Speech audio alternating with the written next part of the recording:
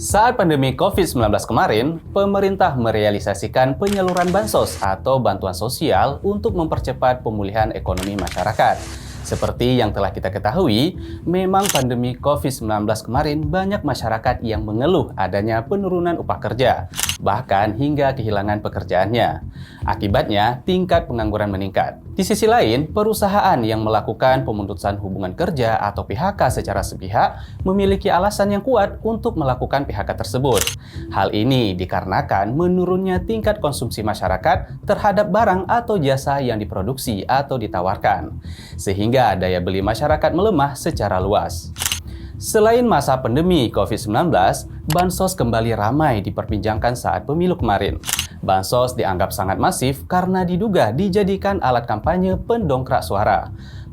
Bagaimana menurut Sobat SN?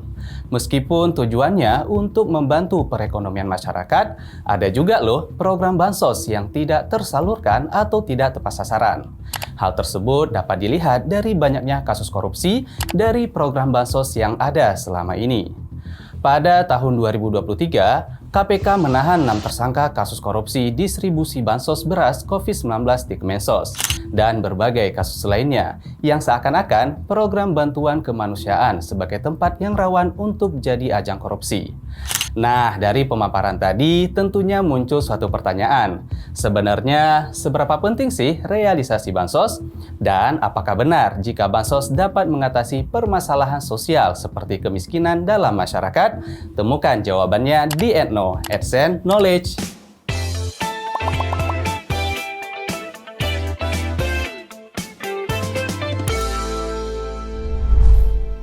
Bantuan sosial atau bansos merupakan bantuan berupa uang, barang, maupun jasa seperti pelatihan gratis yang diberikan kepada seorang individu, sebuah keluarga, dan suatu kelompok yang berada dalam kerentanan sosial atau lingkaran kemiskinan.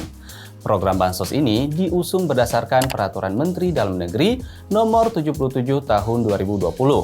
Siapa yang memberi bansos?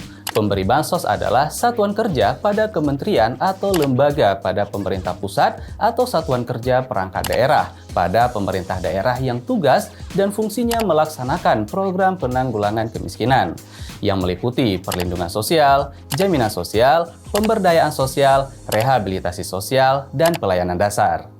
Nah, berbicara tentang bansos, memangnya siapa saja sih yang berhak menerima bantuan tersebut?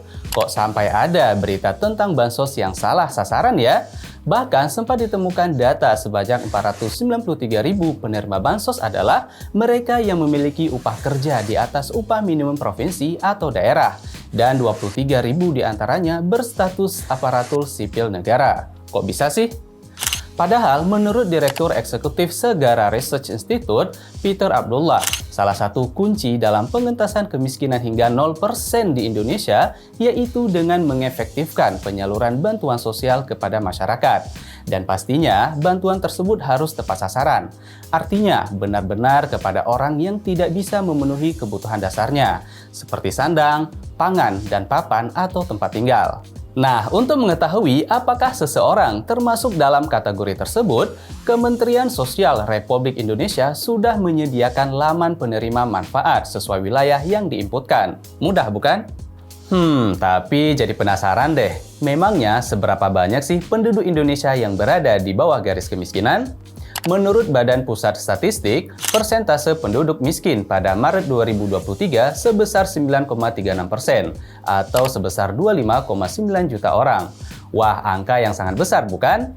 Tapi apakah mungkin kemiskinan di Indonesia mencapai 0% nantinya?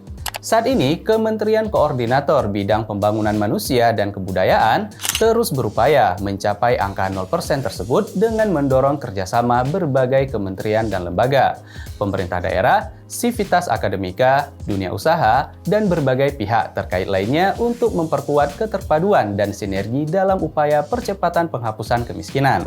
Selain itu, menurut Nunung Nuryartono, Deputi Bidang Koordinasi Peningkatan Kesejahteraan Sosial pada Kementerian Koordinator Bidang Pembangunan Manusia dan Kebudayaan, strategi besar dalam penanggulangan kemiskinan ekstrim yaitu dengan memberikan bantuan. Salah satunya dilakukan melalui program Keluarga Harapan atau PKH dan bantuan langsung tunai atau BLT. PKH atau Program Keluarga Harapan adalah program pemberian bantuan sosial berupa dana tunai yang diberikan kepada keluarga miskin. Program PKH diluncurkan oleh pemerintah Indonesia sejak tahun 2007 pada masa pemerintahan Presiden Susilo Bambang Yudhoyono.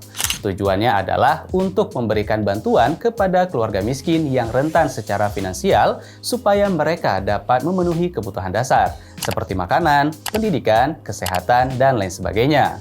Program PKH tersebut dapat dikatakan berhasil dalam menanggulangi kemiskinan di Indonesia.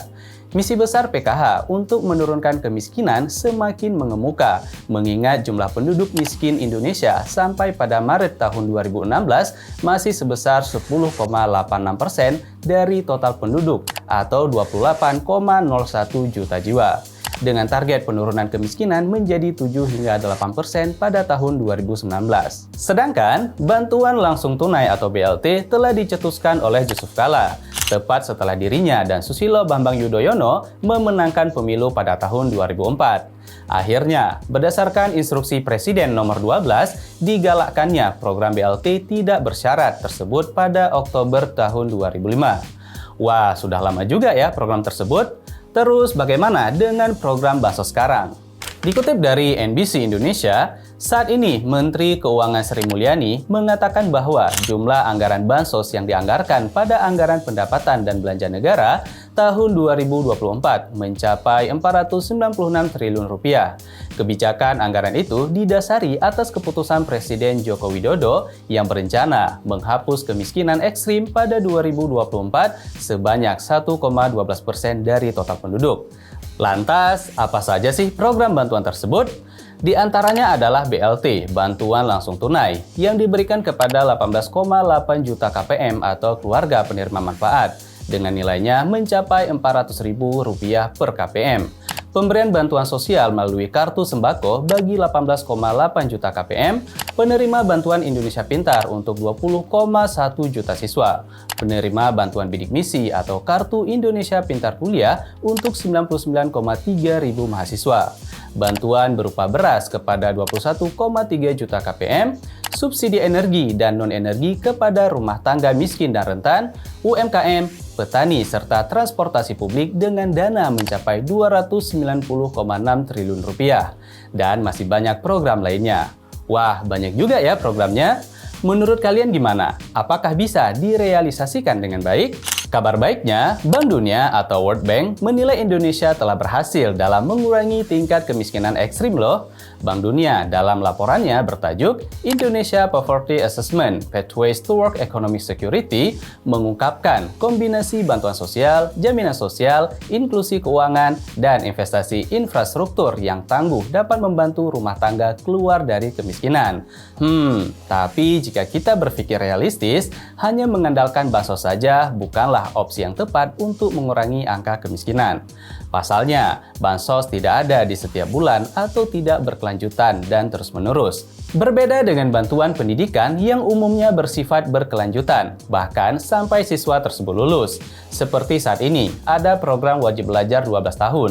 Dalam hal ini, setiap penduduk yang masuk usia sekolah wajib menempuh pendidikan hingga jenjang SMA atau sederajat. Serta pemerintah wajib untuk membiayai dan menyediakan fasilitas agar penduduk usia sekolah dapat menempuh pendidikan hingga SMA atau sederajat tersebut. Nah, kalau bansos tidak berkelanjutan, lalu bagaimana cara untuk memenuhi kebutuhan sehari-hari? Bank Dunia menyatakan bahwa strategi dalam menghapuskan kemiskinan terus berkembang. Namun, pada dasarnya harus menciptakan lapangan kerja, peningkatan pendapatan, pengembangan fasilitas kesehatan dan pendidikan, serta perlindungan dan pemberdayaan masyarakat miskin. Di Indonesia sendiri, sebagai negara berkembang, sudah seharusnya memperhatikan 4 model pembangunan. Di antaranya, model pembangunan 1 yang fokus pada pertumbuhan pendapatan nasional, model pembangunan 2 yang menitik beratkan pada pemerataan dan kebutuhan dasar, model pembangunan 3 yang mengikutsertakan masyarakat dalam pengembangan sumber daya manusia, dan yang tidak boleh dilupakan adalah model pembangunan 4, di mana kita harus meningkatkan daya saing untuk menghadapi era globalisasi dan otonomi daerah. Topik pembicaraan yang cukup berat ya Sobat Desen. Intinya, dalam memerangi kemiskinan terdapat 3 kunci utama yang dilakukan pemerintah. Di antaranya, penyediaan kebutuhan pokok, pengembangan sistem jaminan sosial, dan pengembangan budaya usaha demi meningkatkan kualitas sumber daya manusia Indonesia. Juga bagi kamu generasi muda dan masih berusia produktif, jangan malas berusaha dan bekerja ya. Ingat, kunci kesuksesan ada di diri kamu sendiri. Kamu harus berani memulai dan konsisten, berani mengambil risiko, dan jangan mudah menyerah. Semangat!